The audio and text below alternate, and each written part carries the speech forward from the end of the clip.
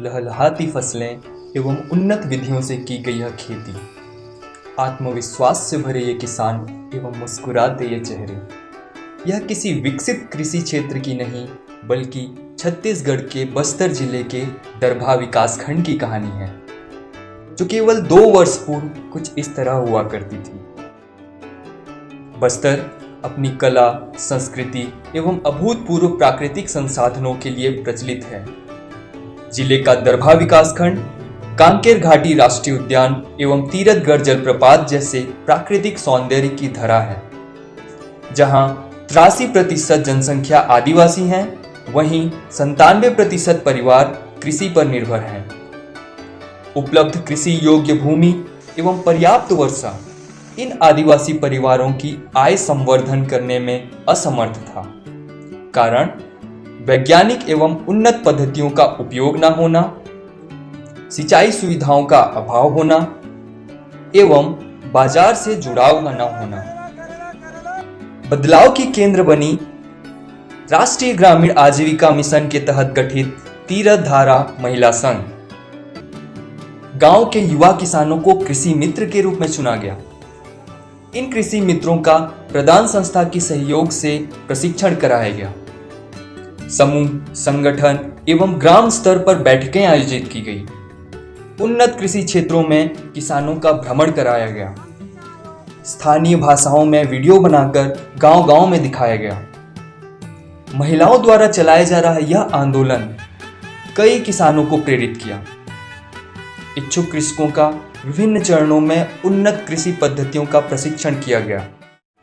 हम तो पहले ही असन नहीं करते रहो, आगे बाट गुलाय जोंदरा पेरते रहो, जोंदरा संग झुंडगा झुंडी गोटो गोटो कसनी पेरते रहो, तो उतलो हमके आमदनी नहीं होते रहे।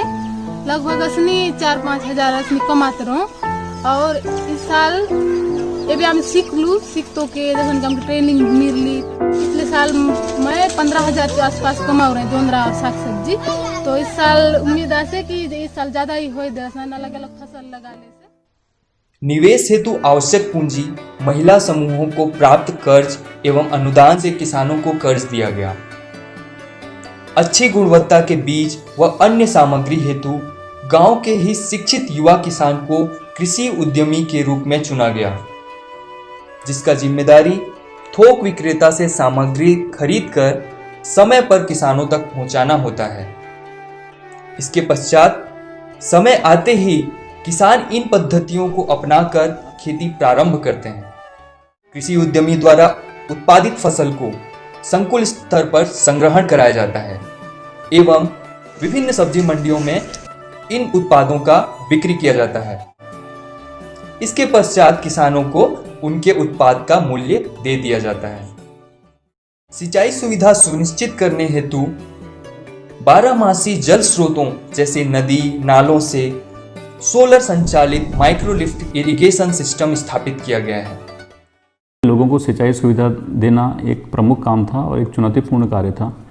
इसके लिए एक स्पेशल प्रोजेक्ट के तहत हमने प्रधान की टीम के साथ मिलकर एक कार्य किया, जिसमें कि हमारे जो निकटतम पानी के स्रोत हैं वहाँ से हमने सोलर पंप के माध्यम से पाइपलाइन ले करके ये पानी हमने किसानों के खेतों और बाड़ियों तक पहुँचाया है।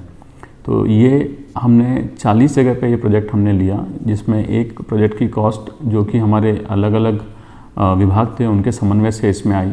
हमारे जितने भी महिला समूह थे उसमें उन्होंने एक्टिवली पार्टिसिपेट किया है और इसका बहुत ही अच्छा रिजल्ट हमको निकल के आया है कि जो हमारे किसान थे जो कि साल में एक बार अपना खेती कर रही थी, अब वो 2 से 3 बार खेती लेने में सक्षम हैं।